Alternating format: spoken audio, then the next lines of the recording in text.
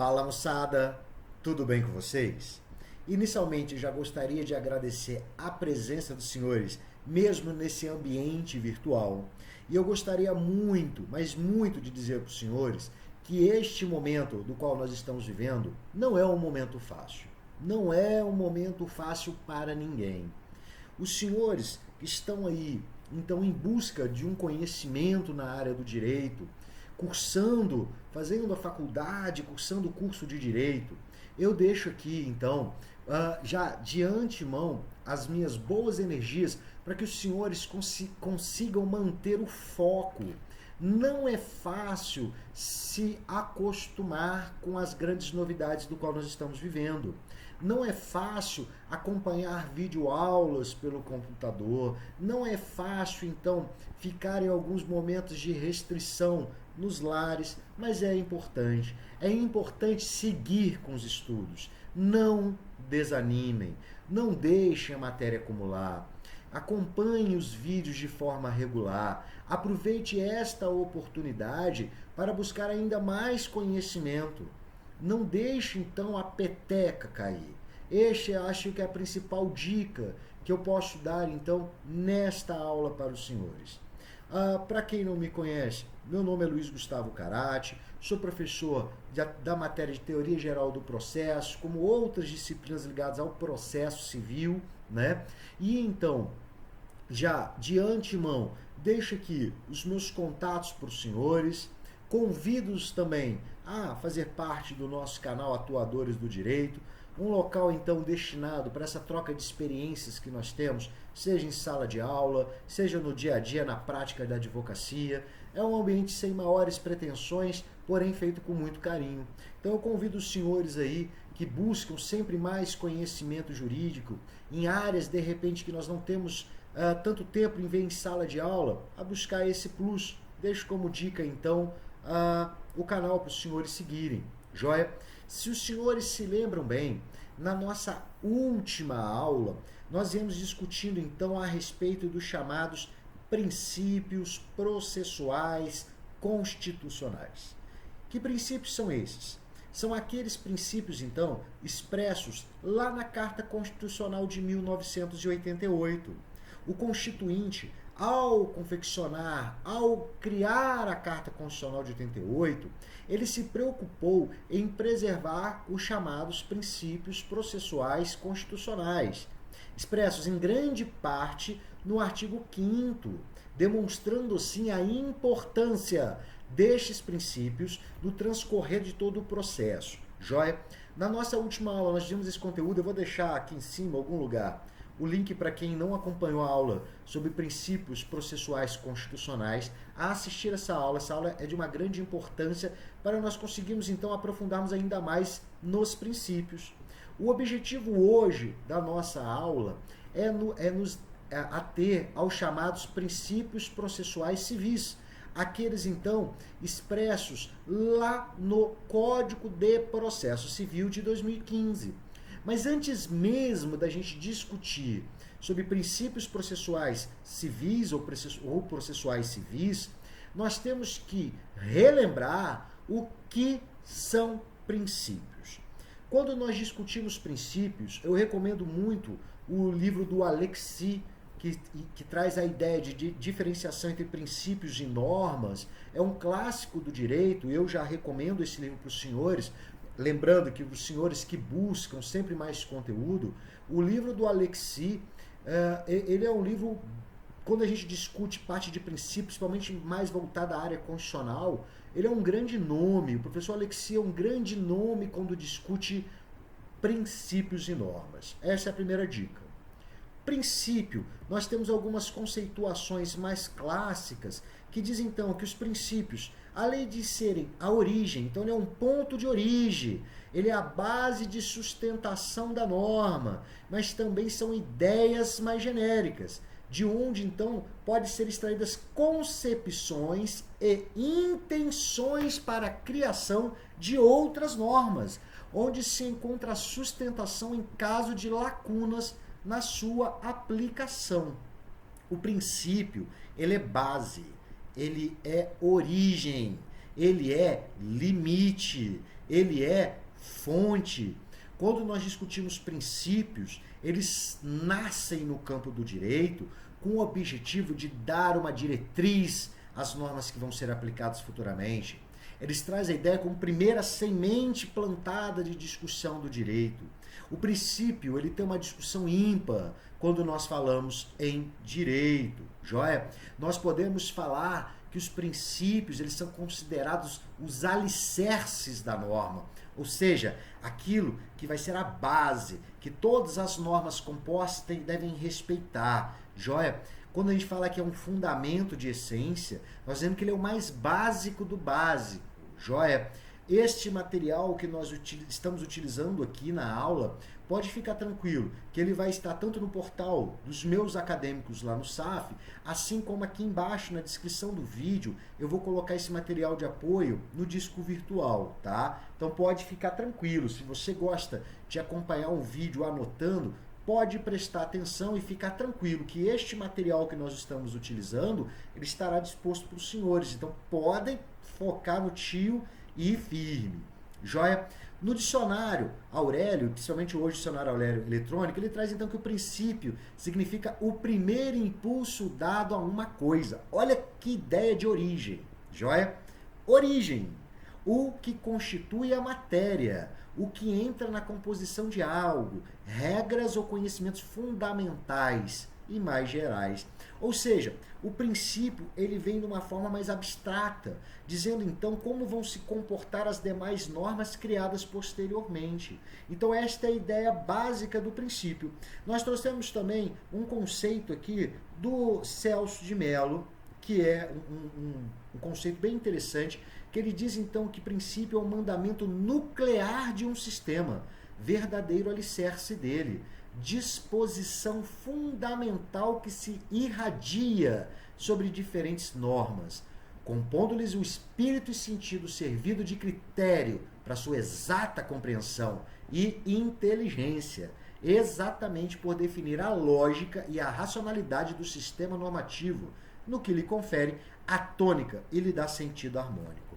Então, moçada, quando nós falamos em princípio, a ideia mais básica da básica que nós temos que ter, me perdoem, é que o princípio, ele traz uma ideia de origem, de ponto inicial, de limite, de fonte, joia? E isto, então, que deve estar bem, mas bem firmado na consciência dos senhores, joia? Então, depois dessa prévia que nós tivemos, nós vamos adentrar, então, aos princípios processuais previstos lá no Código de Processo Civil de 2015, joia?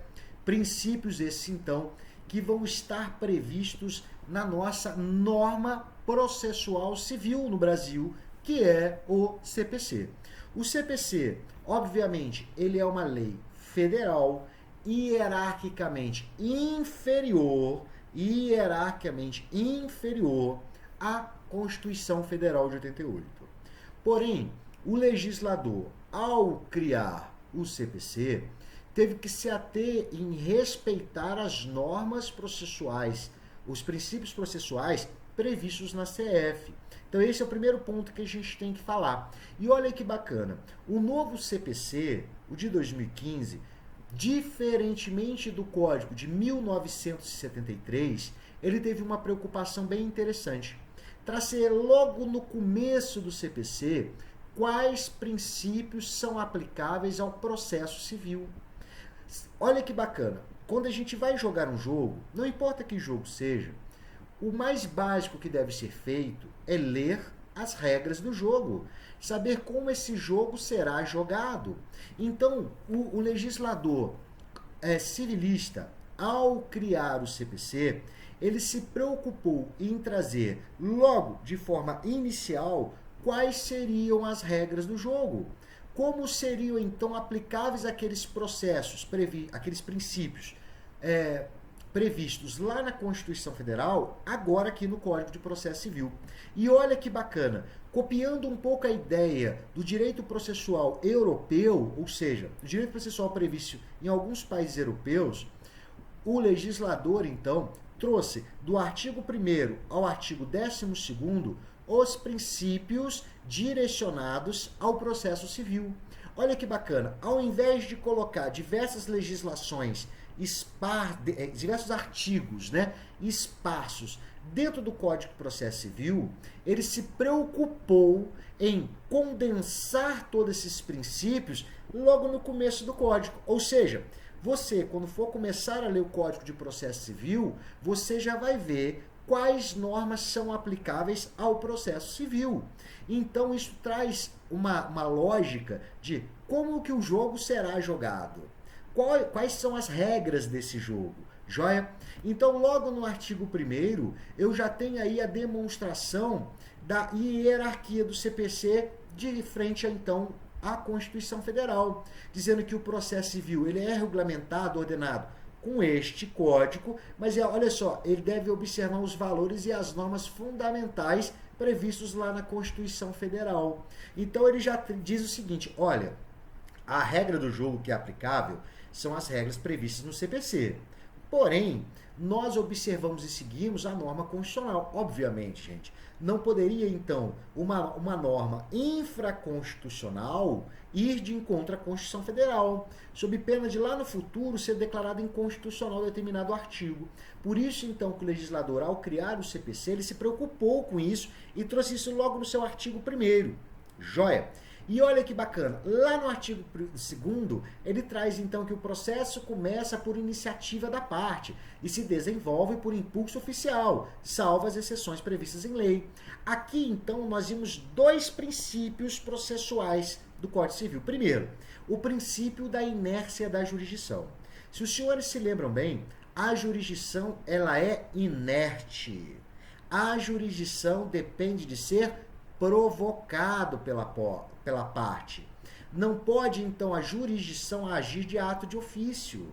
Ela depende de ser provocada. E aí, então, logo no artigo 2º, eu tenho o princípio da chamada inércia. Ou seja, a jurisdição está lá, paradona, aguardando ser provocada. E aí, o que acontece? Através da chamada petição inicial, que está prevista lá no artigo 319 do CPC, eu quebro a inércia da jurisdição. E aí nós temos um outro princípio previsto aqui, que é o princípio do impulso oficial. Ou seja, uma vez quebrada a inércia da jurisdição, agora recai ao Poder Judiciário impulsionar esse processo. Esse processo não vai poder ficar lá paradão. Então o indivíduo ingressa com uma ação. Após esse ingresso de uma ação judicial, recai ao Estado impulsionar o processo. Joia? Então, nós temos dois princípios previstos no artigo 2º. O princípio da inércia de jurisdição, ou inércia da jurisdição, não tem problema, e ainda o princípio do impulso oficial. Uma vez quebrada a inércia, a jurisdição é inerte. Uma vez quebrada a inércia da jurisdição, através da petição inicial, então recai ao Estado dar impulso ao processo. O processo não pode ficar lá parado para sempre. Joia? No artigo 3º, nós temos lá previsto, então, que não se excluirá da apreciação jurisdicional ameaça ou lesão a direito. É o princípio que nós chamamos, então, princípio da inafastabilidade da jurisdição. Se vocês se lembram bem, o Estado, ele chamou para si a responsabilidade de resolver os litígios dos indivíduos da sociedade, proibindo, inclusive, o uso da autotutela, fazer o direito com as próprias mãos. Ele proíbe, né, salvo raras exceções previstas no ordenamento jurídico brasileiro. Mas, como regra, a autotutela é proibida no Brasil. Então, olha que interessante. O Estado proíbe, então, que você faça valer a lei com as suas próprias mãos. E, ao mesmo tempo, então, quando ele cria uma proibição que você não possa agir com as suas próprias mãos, ele tem que também colocar que ele não pode negar de analisar nenhuma ação judicial. Joia? É interessante frisar que, muito embora o princípio da inafastabilidade da jurisdição expõe, então, que o Estado ele não pode se excluir, se esquivar da apreciação jurisdicional de ameaça ou ainda de lesão a direito, é um ponto bacana ressaltar a respeito das chamadas ações previdenciárias. As ações previdenciárias, elas dependem do chamado procedimento administrativo.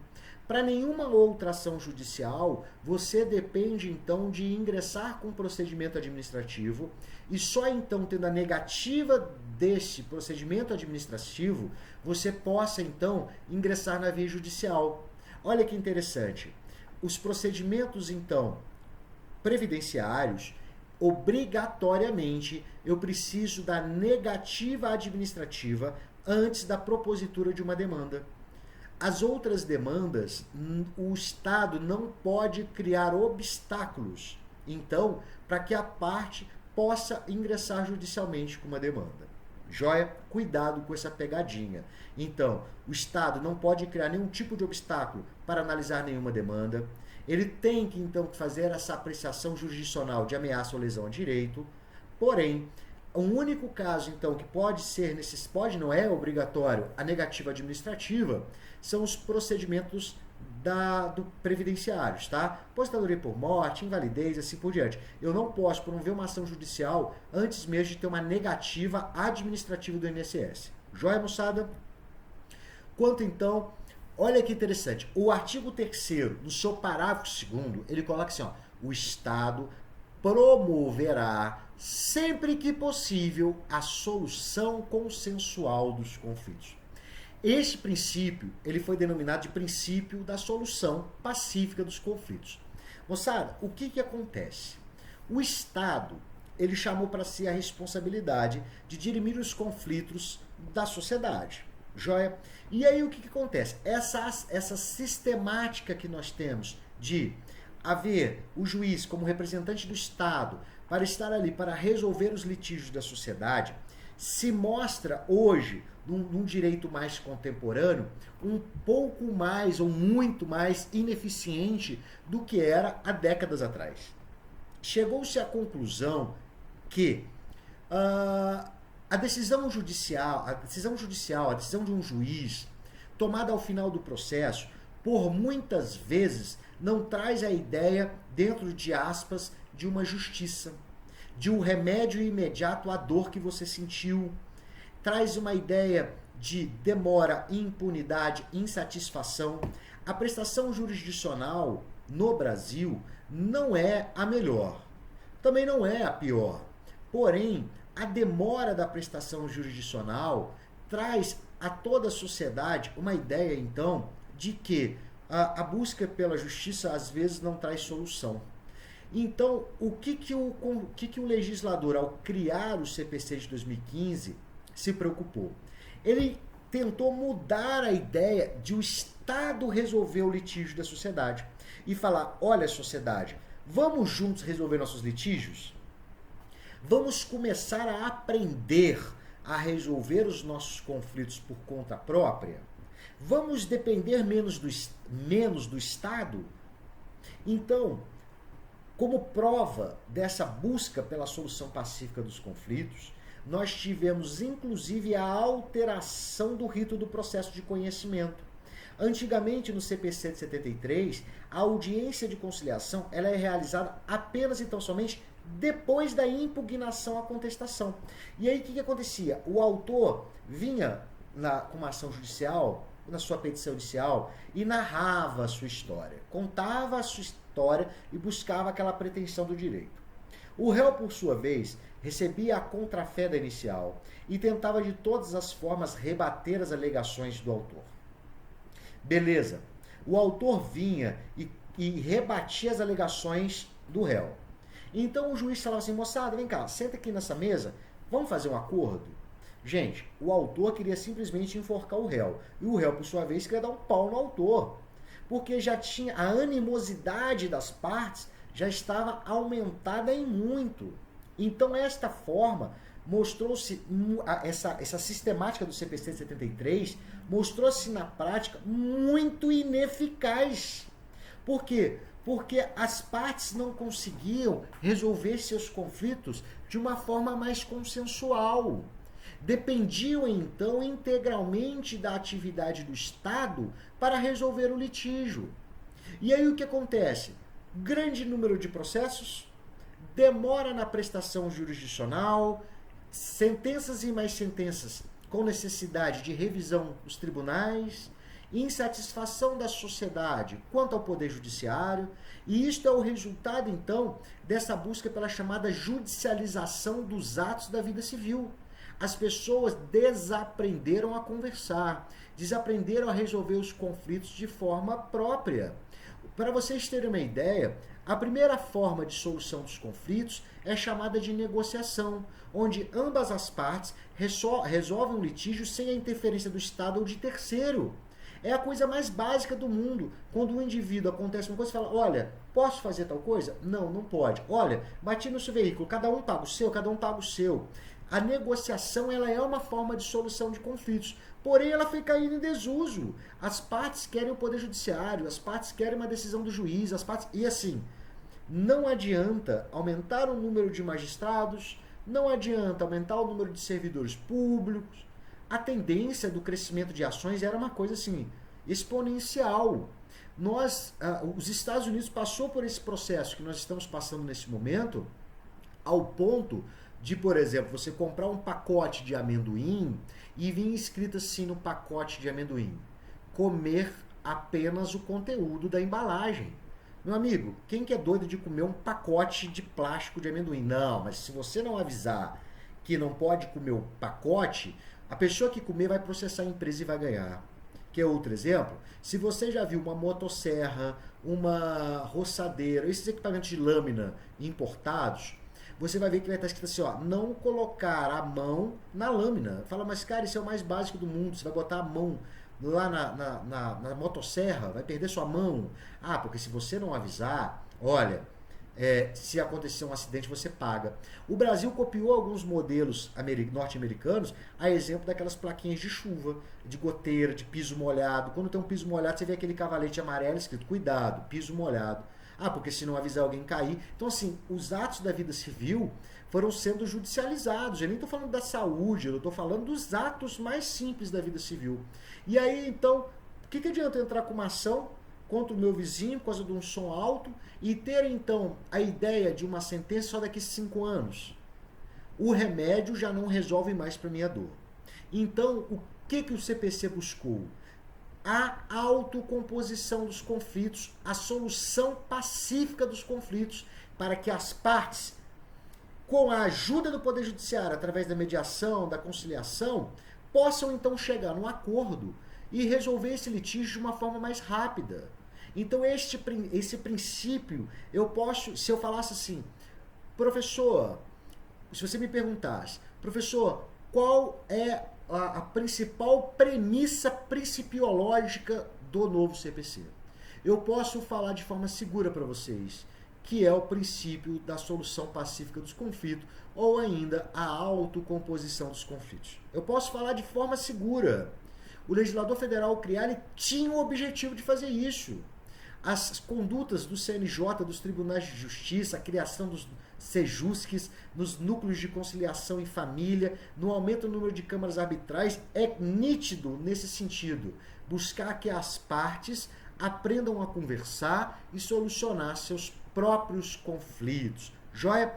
Além disso, o princípio da solução pacífica dos conflitos, ele acaba se somando ao princípio da cooperação, porque no parágrafo 3º do artigo 3º ele coloca lá assim, a conciliação, a mediação e outros métodos de solução consensual de conflitos deverão ser estimulados, presta atenção, por juízes, advogados, defensores públicos e membros do Ministério Público, inclusive no curso do processo judicial.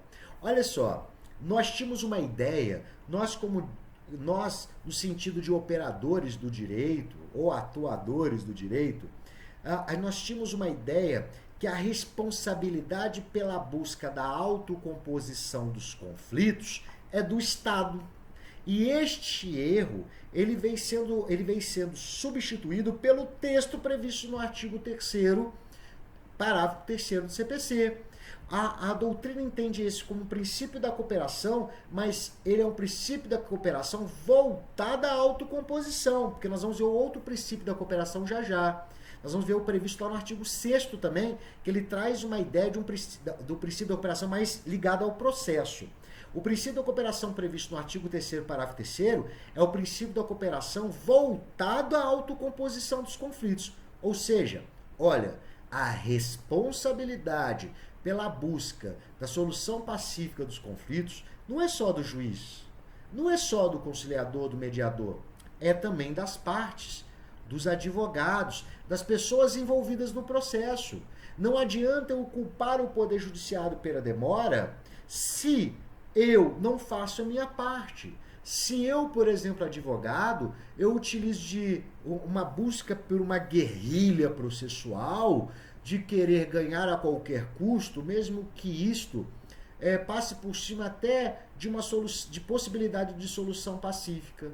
Para vocês terem ideia, gente, sem querer criar estimativas de números, para não trazer nenhum número irreal aqui na nossa aula, grande parte dos conflitos, para eu não falar, gente, 80 e poucos %, mas só para vocês entenderem, grande parte dos conflitos hoje são resolvidos naquela primeira audiência de conciliação, então prevista lá no artigo 334 do CPC.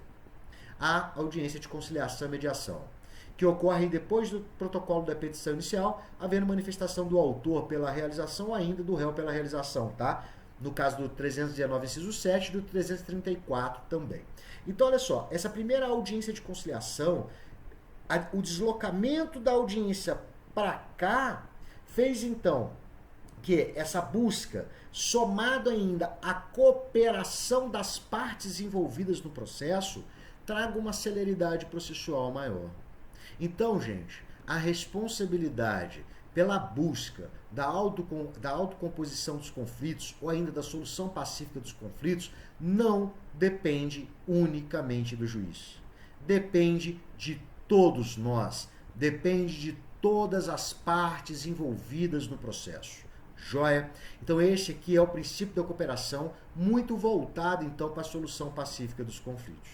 Interessante ver o previsto no artigo 6º do CPC, que dispõe lá então, todos os sujeitos do processo devem cooperar entre si para que se obtenha em tempo razoável decisão de mérito justa e efetiva. Este princípio, além de estar previsto como a ideia do princípio da cooperação, ou seja, todos nós estamos juntos, eu estou falando também do princípio da razoável duração do processo, que a gente vai ver já já. Então, olha só, todos os sujeitos do processo devem cooperar entre si, que se obtenha em tempo razoável decisão de mérito justa e efetiva. Moçada, o que é uma decisão de mérito? É aquela que analisa o direito trazido ao Poder Judiciário. Além disso, justa, ou seja, quando a gente fala o termo justa, existem alguns termos dentro do direito que eu não gosto de conceituar. Eu vou te dar um exemplo. Moral, honra e outro. Justiça ou justa. São termos jurídicos que, se eu pegar lá o Ingo com seus conceitos humanistas, ele vai trazer uma definição de justiça. Se eu pegar o conceito de Aristóteles, ele tem outra concepção. Kant, outra concepção. Quando a gente fala uma decisão de mérito justa, eu quero dizer então que foi respeitado todos os princípios constitucionais, processuais, civis, ou seja, olha, o juiz foi imparcial, o processo foi feito num prazo razoável. A exemplo, gente, do princípio da cooperação na prática do processo, eu posso destacar para os senhores a chamada emenda inicial. A emenda inicial está prevista lá no artigo 321 do CPC.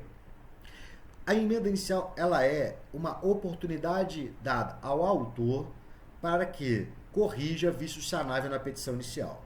Só que olha que interessante, imagina, você vai e faz uma petição e ela possui algum vício sanável, tipo ausência de documento previsto no artigo 320. Você está entrando com uma ação de divórcio e você se esqueceu então de juntar a cópia da certidão de casamento. Como é que você vai pedir divórcio numa ação judicial se você não junta, então, o termo de casamento? É impossível. Então, o que o juiz faz? Ele fala, ó, vou intimar o autor para que, no prazo previsto no artigo 321, junte aos autos o documento, então, que seria, por exemplo, a certidão de casamento. Só que, olha só, imagina que o juiz tem que pontuar o que você deve emendar. Isto não é uma ajuda. O juiz não está deixando de ser imparcial.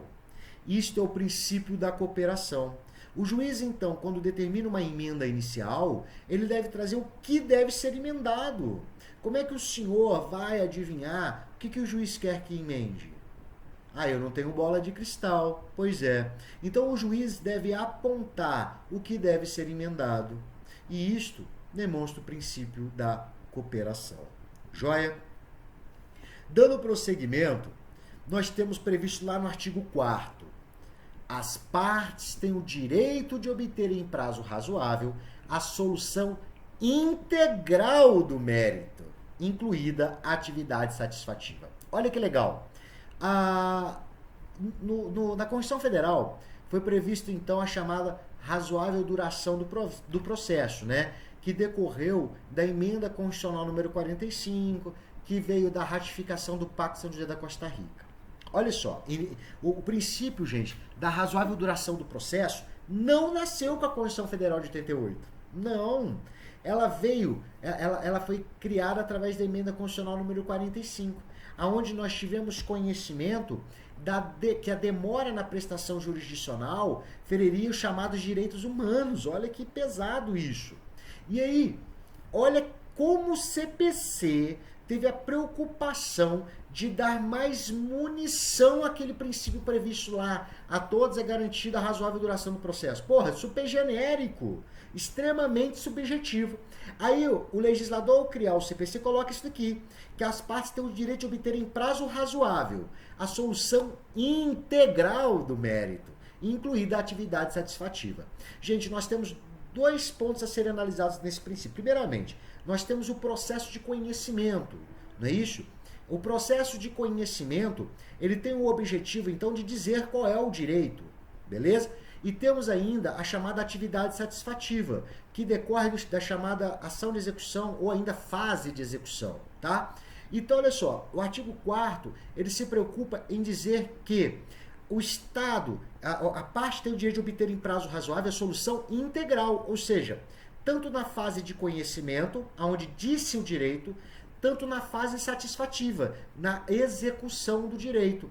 Ou seja, a razoável duração do processo, ela traz aquela ideia, quando Rui Barbosa, já em 1900 e no começo de 1900, dispunha que a demora da justiça não é justiça, ela é injustiça qualificada, lá da oração aos moços. Então, essa demora na prestação jurisdicional traz aquela ideia de que quando o indivíduo precisa de um remédio, ele tem uma dor e precisa de um remédio. Se esse remédio demora demais, quando eu receber esse remédio, ele não faz mais efeito. Gente, obviamente no sentido muito figurativo, tá? Eu não estou falando de direito da área de saúde, não. Estou falando no sentido figurativo mesmo. Então, quando eu sinto uma dor, eu preciso de um remédio. Se eu demoro a tomar esse remédio, eu sinto tanta dor que às vezes quando for tomar aquele remédio, não adianta mais, eu já preciso de outro remédio. É o que acontece principalmente nas ações de direito de família. Nós tínhamos inicialmente um problema, que era o divórcio. E aí junta-se a guarda, alimentos, aí aquilo não funciona e já começa a virar um inferno entre esses litigantes que estão discutindo judicialmente. Então, quando ele receber a decisão lá na frente do divórcio, a separação de bens, aquilo já não traz mais efeito. A demora da prestação jurisdicional foi tão longa, tão demorada, que quando saiu o termo de divórcio, as partes continuam em guerrilha. E aí nós temos outras ações, revisional de alimento, aí começa a briga de guarda de novo. Então, a demora na prestação jurisdicional, ela acarreta, então, nessa insatisfação com o Poder Judiciário. Só que deve ser observados alguns pontos. Nós temos que, quando nós discutimos o princípio da razoável duração do processo, eu tenho que analisar a chamada atuação das partes. Sabe por quê? As partes devem atuar, obviamente, buscando uma celeridade. Porque se um dos indivíduos quiser utilizar de extrema má-fé, gente, ele vai enrolar o processo. Ah, professor, mas nós temos as chamadas multas processuais. Caso a parte apresente recursos protelatórios, ele será multado. Beleza! Só que isto não vai reduzir o tempo de duração do processo. Então, a atuação das partes, ela, obviamente, deve ser observada na razoável duração do processo. Segundo ponto que a doutrina entende que deve ser observado é a complexidade da demanda. Se eu tenho uma demanda extremamente complexa, obviamente ela demora mais do que uma ação menos complexa. Uma ação indenizatória de danos morais, ela tem uma duração, uma complexidade menor do que outros processos mais técnicos. Então isso também deve ser observado. E por fim, o terceiro ponto que a doutrina entende que tem que ser observado pela razoável duração do processo, aí sim é a culpa do Estado. Então o Estado não é o único responsável pela demora na prestação jurisdicional. Ele é apenas uma das partes que deve buscar essa celeridade processual. Joia? Além do previsto no artigo 4º, no artigo 6º, então, nós novamente vimos aquela previsão que todos os sujeitos do processo devem cooperar entre si para que se obtenha em tempo razoável decisão de mérito justa e efetiva. Ou seja, nós temos uma combinação do princípio da razoável duração do processo e celeridade processual e ainda com o princípio da cooperação. Ou seja, é uma soma de princípios. O novo CPC ele teve esse viés bem interessante. Em um mesmo artigo, eu consigo visualizar 2, 3 princípios processuais, tá? Isso é muito bacana. Olha só, lá no artigo 5º, aí sim nós vimos o princípio da boa-fé processual. O legislador colocou lá que aquele que de qualquer forma participa do processo deve comportar-se de acordo com a boa-fé. Eu convido os senhores a trazer uma conceituação o que é boa-fé. Primeira coisa que eu falo, o que é boa-fé para você? Eu tenho grande certeza que provavelmente você fala assim, olha, professor, é não agir com má fé, olha, é não fazer tal coisa. Nós conseguimos mais facilmente definir o que é má fé. Quando eu falo em boa fé, gente, este é mais um dos termos jurídicos de conceituação muito subjetiva. Mas eu poderia exemplificar a boa-fé processual para os senhores e ainda algumas ferramentas que podem ser utilizadas em caso de má-fé processual. A exemplo, nós temos aí multa por litigância de má-fé, multa por ato atentatório à dignidade da justiça, multa por recurso protelatório, ou seja, se as partes ou aquele participam utilizando de má-fé processual, ele pode ser punido através das chamadas multas processuais. Joia? Quanto ao princípio da igualdade e isonomia, olha que bacana, o artigo 7, ele fez uma combinação entre o princípio da igualdade, isonomia e paridade de armas, tá? E ainda o contraditório, olha só, é assegurada às partes paridade de tratamento em relação ao exercício de direitos e faculdades processuais. Princípio da igualdade, aos meios de defesa, aos ônus, aos deveres e aplicação de sanções processuais, competindo ao juiz zelar pelo efetivo contraditório. Houve uma soma de princípios onde claramente eu consigo observar o princípio da igualdade, isonomia ou paridade de armas e ainda o princípio do contraditório e da ampla defesa. Ou seja, houve uma unificação de princípios trazendo uma ampliação do texto previsto lá na Carta Constitucional de 88. Foi claro o objetivo do legislador ao prever esse artigo, dando uma ampliação gigante. Joia? O mesmo acontece no artigo 8º. Lá no artigo 8º, ele coloca então que ao aplicar o ordenamento jurídico, o juiz atenderá aos fins sociais. Beleza, ao fim social da norma.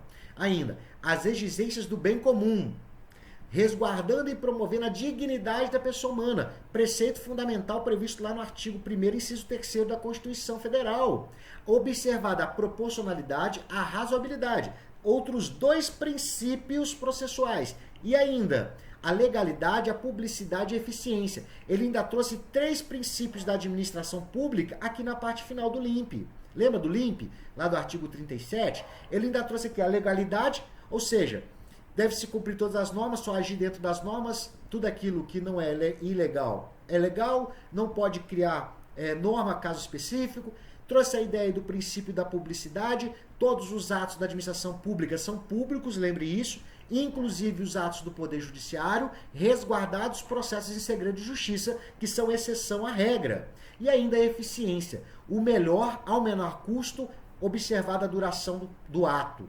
Então, o legislador, ao criar, ele condensou um monte de princípio com a ideia dessa prestação jurisdicional dinâmica, moderna.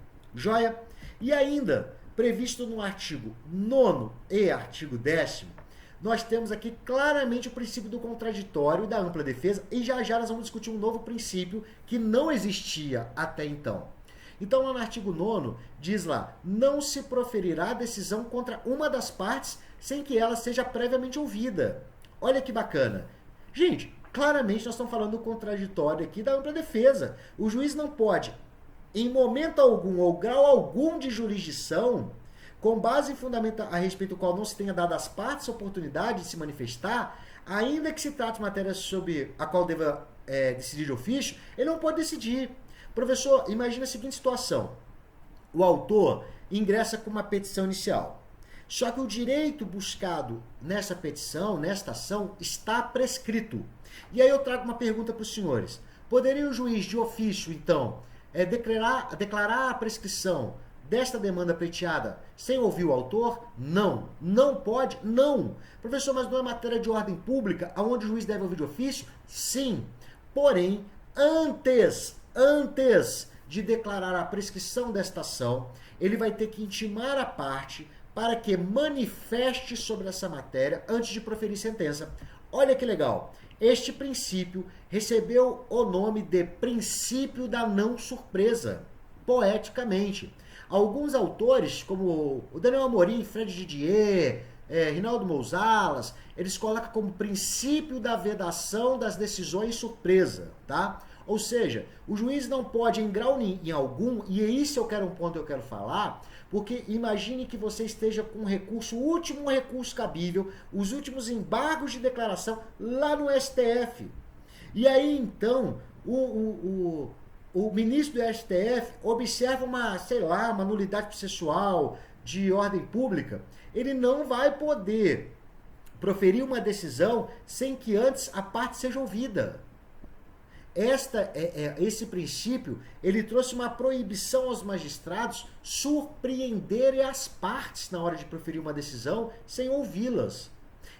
Eu posso falar, gente, de uma forma muito segura, o princípio da não surpresa, ou ainda o princípio da vedação das decisões surpresa, foi a maior ampliação do contraditório da ampla defesa que nós já tivemos em ordem processual, tá? Nunca tinha visto isso, é muito interessante. Mesmo em matéria de ordem pública, o juiz não pode manifestar de ofício sem ouvir a parte antes. Isso é muito bacana, tá? Seguiu o direito europeu nesse sentido. E aí lá no artigo 11, já estamos quase concluindo, todos os julgamentos todos os julgamentos dos órgãos do Poder Judiciário serão públicos. Gente, nós estamos aqui reafirmando o princípio da publicidade da administração pública. As decisões devem ser públicas, assim como o processo deve ser público, com o objetivo de imparcialidade, controle da sociedade dos atos da administração pública, em especial do juiz, dos servidores, o controle desses atos, a possibilidade, então, de um questionamento a respeito de decisões polêmicas. Então, assim, a publicidade ela traz um condão de preservação da publicidade, da imparcialidade, sem sombra de dúvidas. Além disso, todas as decisões elas devem ser fundamentadas. E aí nós temos outro princípio, que é o chamado princípio da motivação das decisões. O juiz não pode decidir sem fundamentar as suas decisões, sob pena de nulidade. Quando você, mais à frente, estiver estudando sobre decisões judiciais, você vai ver sobre a obrigatoriedade da fundamentação. Se o julgador não fundamentar a decisão, esta decisão poderá ser anulada. Joia? Por fim, nós temos aí uma outra novidade prevista no artigo 12º, que diz que os juízes e os tribunais atenderão, preferencialmente a ordem cronológica de conclusão para proferir sentença ou acordo. Esse princípio foi chamado de princípio da ordem cronológica de julgamento. O que acontece? A ideia do princípio da ordem cronológica do julgamento é que cada processo que fosse concluído para decisão no gabinete, ele recebesse, exemplo, um número, tipo número 1, número 2, número 3, por ordem de chegada. E o julgador só pudesse decidir nessa ordem. Sabe por quê? Existem ações mais complexas e ações menos complexas. Então, provavelmente, o julgador vai optar pelas ações menos complexas para aumentar a sua produtividade. Então, o legislador, observando isso, ele trouxe uma ideia de, olha, tem que se observar a ordem de chegada dos processos dentro do gabinete e deve ser proferidas as decisões na ordem de chegada. Respeitado aí, e aí eu já convido os senhores a lerem depois, os incisos previstos no artigo 12º, que tem algumas exclusões. Obviamente, as tutelas de urgência, as medidas liminares, tem lá o que é dispensado dessa ordem. Só que, olha que interessante, o CPC, antes mesmo de entrar em vigor, ele passou por um processo de alteração. Aqui onde você está lendo preferencialmente, estava escrito obrigatoriamente. E aquele tempo, as associações dos magistrados, junto com o CNJ, arrumou uma confusão tremenda. E aí os legisladores resolveram fazer um texto alterando o CPC, que nem tinha entrado em vigor, tirando a palavra obrigatoriamente que estava aqui para preferencialmente, dando a ideia que deve atender preferencialmente. Só que já existem discussões pesadas nesse sentido, dizendo se é obrigatório ou se é preferencial. E a ideia é obrigatório, tá? Então, já convido aí, de repente, os senhores depois a fazer uma busca sobre o tema, que é bem interessante. Moçada, então eu vou agradecendo os senhores aí por terem assistido até o final da nossa aula. Muito obrigado pela presença de todos. Um abraço e até mais.